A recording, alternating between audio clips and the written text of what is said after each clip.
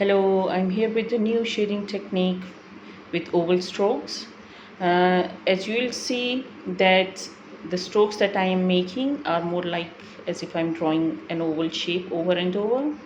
In the previous videos I taught you hatching and cross hatching.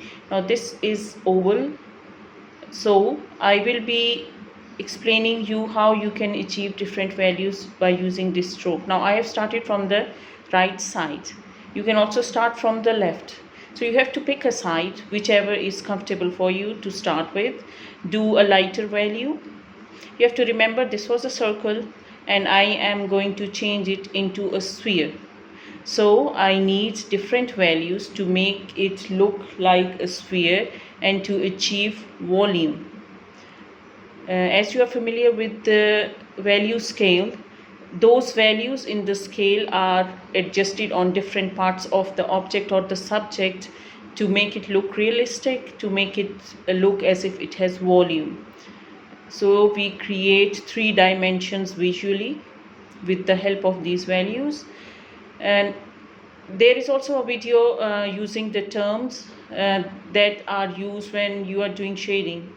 So like I'll give you example, I'll repeat it. The highlights, the area where the light falls directly on the object, then midtones, then there is cast shadow, there is reflected light or highlight, core shadow. So these terms are very important for you to know.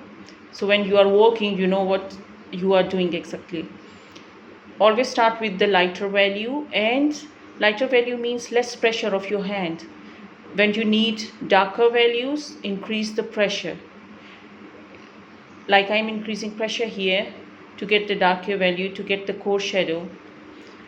So I left the highlight area untouched, then the midtones, then the darker value, then I'll add the cast shadow. Cast shadow is the shadow that is created because of the light falling from one direction. So it's very important you know the source of light. So you can see the highlight, so you can tell where the light is coming from. And then the opposite comes the shadow. Always remember, shadow starts darker and as it moves away from the object it goes lighter.